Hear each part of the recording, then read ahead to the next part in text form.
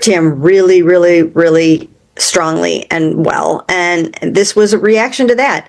And we have to sometimes remember that these are very, very young men. People come into the NFL with different levels of maturity.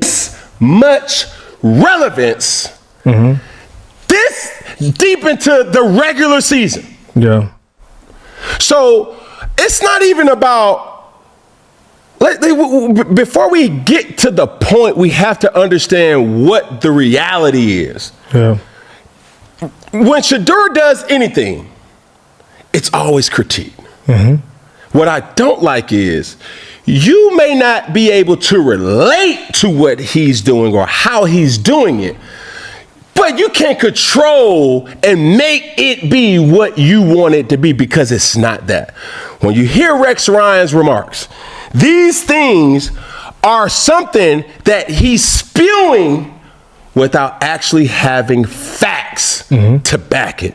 And if you do have facts, Rex Ryan, you have to come forth with the source. The issue is, get your ass in the front row and study. Don't skip a single second of this video. And if this story touches your heart, give it a like, subscribe to the channel, and let us know in the comments. Where are you watching from? Let's begin. You ever see a moment so small, yet it flips the entire conversation? That's what happened here. One press conference, one silent response, one viral clip, and suddenly everyone's got an opinion about Shedeur Sanders, from ESPN panels to anonymous Twitter avatars hiding behind team logos. The kid didn't even say a word, and somehow that silence got louder than any quote he could have dropped. Now let's be real. This one hit different. It wasn't just another media gotcha moment or post-game meltdown. It was a cultural flashpoint. Old school voices like Rex Ryan looked at that silence and saw disrespect. Fans, especially the younger ones, saw something else.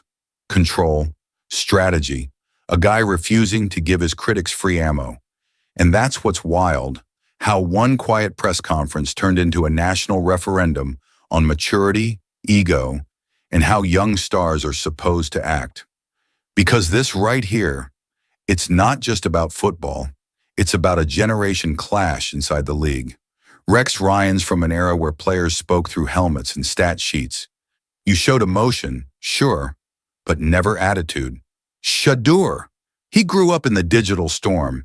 He knows one headline can erase a year of hard work. He knows a smirk, a pause, a single sentence can trend before his cleats even come off. So instead of talking, he flipped the rules, used silence like a weapon. But let's pause on that for a second. Think about how rare it is to see a rookie quarterback, not a Pro Bowler, not a franchise face, dominate the conversation without throwing a pass. That's why fans can't stop arguing. Half of them think he's playing chess while everyone else is playing checkers. The other half think he's lost in his own hype. And right in the middle sits this uncomfortable truth. Maybe he's both learning and leading at the same time. You can feel the frustration in this whole debate. It's not just about Shedeur. It's about what happens when young players try to own their story, and how fast the system tries to take it back. The NFL media machine doesn't wait. They'll spin it, cut it, remix it into outrage, because outrage sells. But fans, real fans, are starting to see through it. They're tired of every confident rookie getting labeled cocky, every quiet moment getting called immature. That's why this moment hit deeper than anyone expected.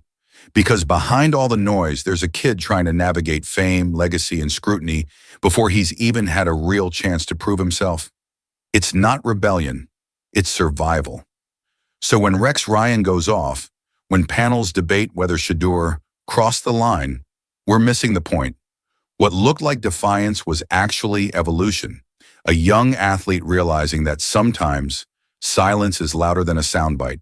And maybe, just maybe, this isn't about attitude at all. Maybe it's about ownership, about who gets to tell the story. Because in today's NFL, you're not just playing the game on Sunday, you're playing it every day, against critics, cameras, and narratives you didn't write. And Shedeur, he's learning that fast. But that's just the fallout. What comes next? The pressure, the spotlight, the real reason every move he makes gets magnified, that's where the story truly begins. You can feel the camera hit him before the flash even pops. That's the energy around Shedeur right now. Not just a rookie, not just a quarterback. He's Prime's son. He's a brand. He walks into a room and the gravity changes. Reporters pivot, phones lift. A quiet hallway turns into a runway. And that's the paradox that's eating this story alive. The same charisma that built his platform now paints a target on his back. Every single day he's QB3 instead of QB1. It's wild. When he breathes, it trends. When he talks, it trends. And when he chooses not to talk, somehow that trends harder. I get why fans are split. Old school folks see the spotlight and say, earn it first. Younger fans say, he has earned attention. He's been pressure-proof since Boulder. Both sides miss the bigger point. He didn't ask for the microscope. The microscope asked for him. This is what happens when your last name is Sanders and your tape is already a highlight reel. He's in Cleveland right now fighting for reps while carrying a national conversation he didn't start. That's heavy. That's the weight of the jersey. His name stitched on the back carries history before he even calls a cadence. And this is where Mary Kay's insight matters. She reframed the whole thing for me. She basically said he knows who he is in the media ecosystem.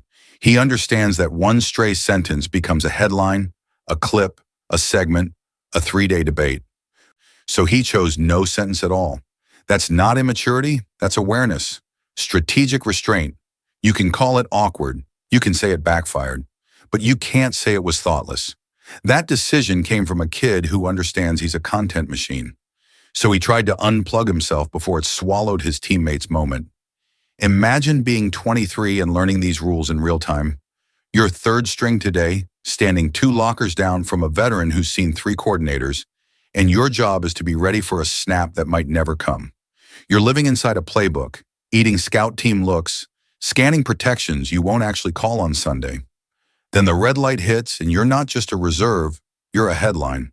That's a crazy split to manage. The noise is relentless. The expectations are contradictory. Be humble, but be magnetic. Be confident, but never look confident. Say something real, but never give a quote that can be cut 10 different ways.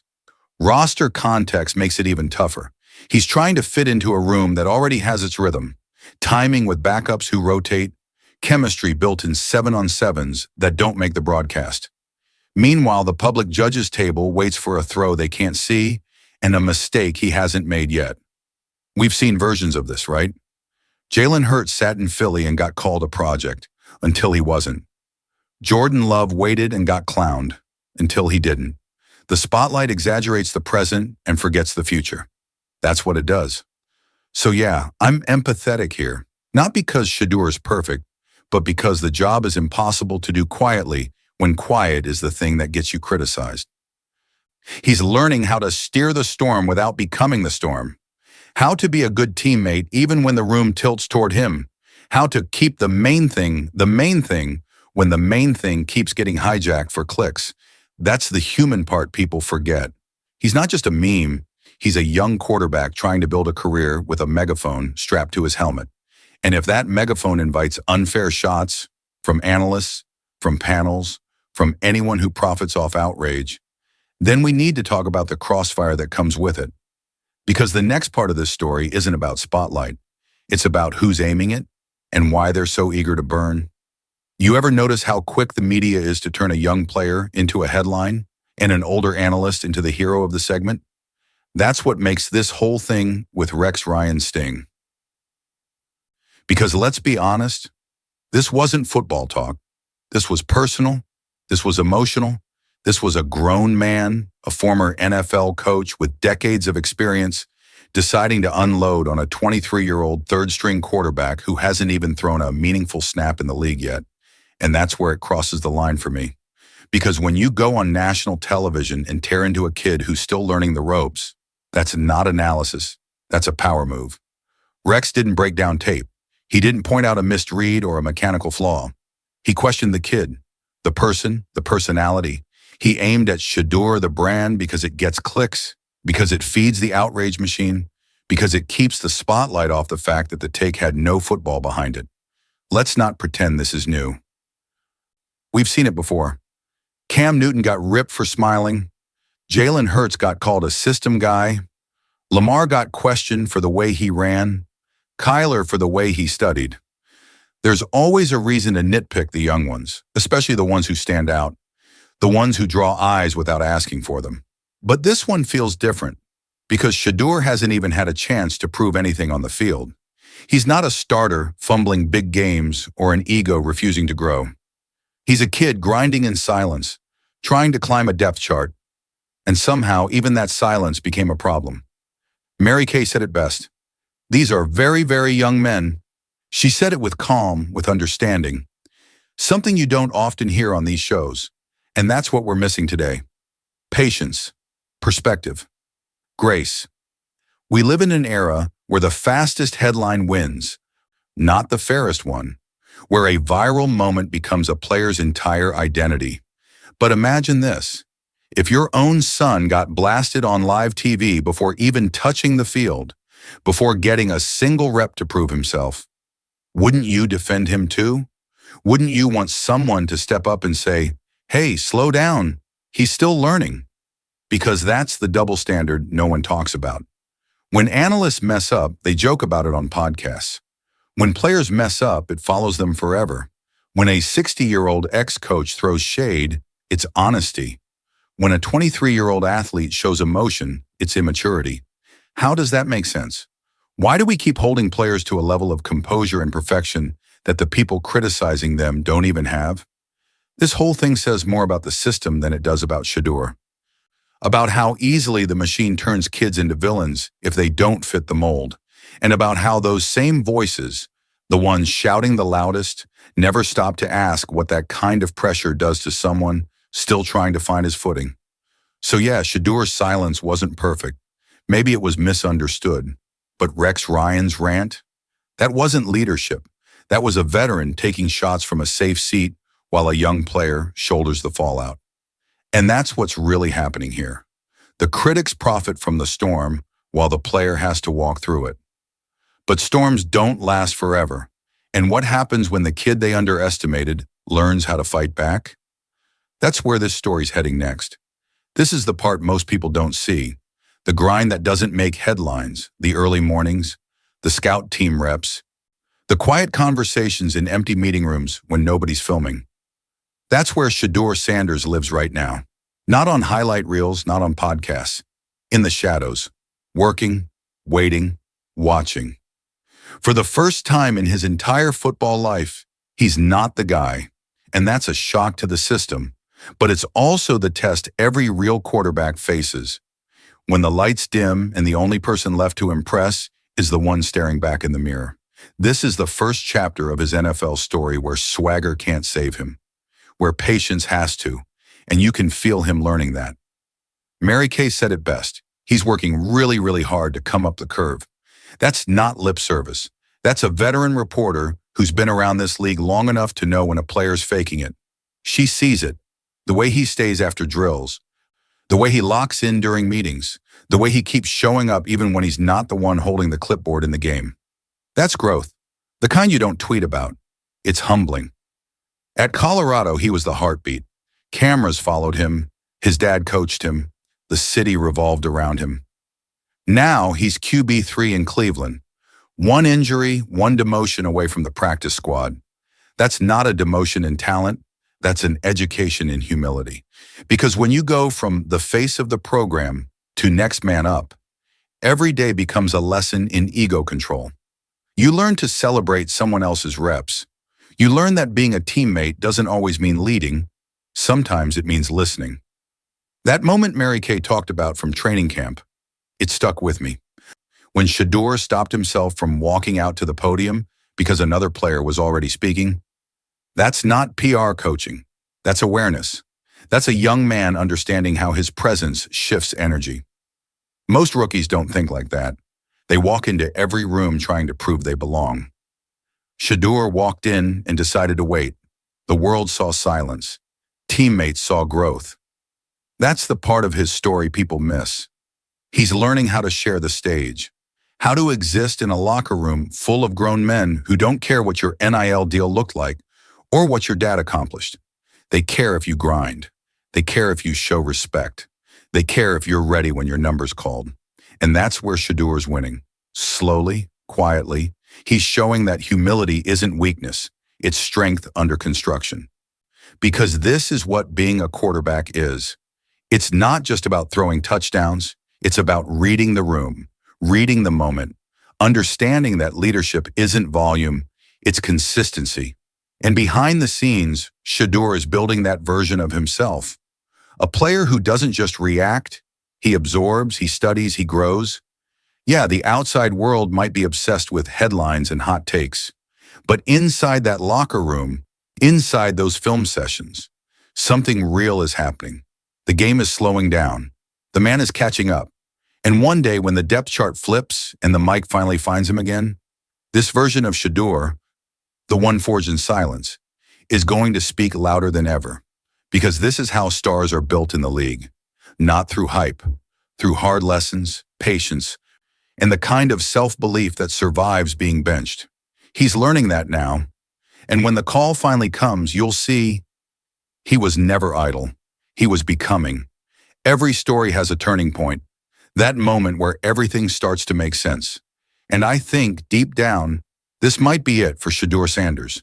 The viral clip, the silence, the outrage, it all felt chaotic in the moment. But sometimes chaos is just the noise before growth. Because when you strip away the headlines, the hot takes, the finger pointing, what you see isn't arrogance, it's evolution. It's a young quarterback learning how to carry the weight of a legacy without letting it crush him. Was it immaturity or was it control? That's the question everyone's been asking. But the truth, time will answer that. Time always does. And I've got a feeling that one day, when Shedeur finally steps under center and the game slows down for him, that silence, the one everyone mocked, is going to look like genius. Because silence is hard in this league. It's uncomfortable. It makes people nervous. But it's also discipline. It's understanding the difference between reaction and response. And if you really pay attention, you'll see that Shedeur is already learning that difference. He's not fighting the noise anymore. He's letting the noise prove his point for him. Every great player has a chapter that looked like a fall before it became a rise. Lamar had it, Hurts had it. Even Mahomes had doubters who said his style wouldn't last. But here's what all of them share. They never let perception decide their path. Shedeur's in that same fire right now. And yeah, it's burning, but that's how you build steel. He's not broken. He's building. He's learning how to take hits that don't come from linebackers. They come from headlines, from talk shows, from voices that never believed in him to begin with.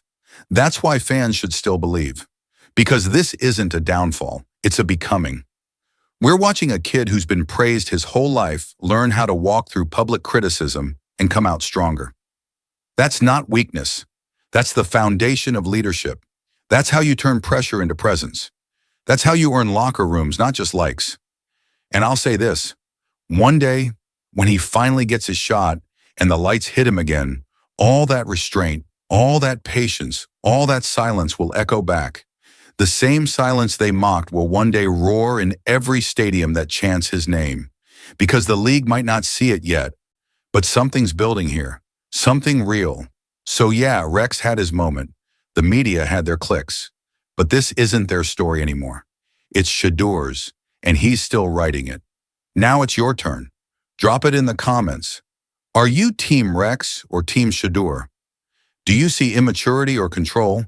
Because for me, I see a young quarterback taking hits before he ever steps on the field, and somehow still standing taller every week. And that's why I'm betting on him. Not because he's perfect, because he's learning, because he's growing, because when that breakthrough comes, and it will, everyone who doubted him will have to sit back, hit replay, and admit they missed the moment when he started becoming something special.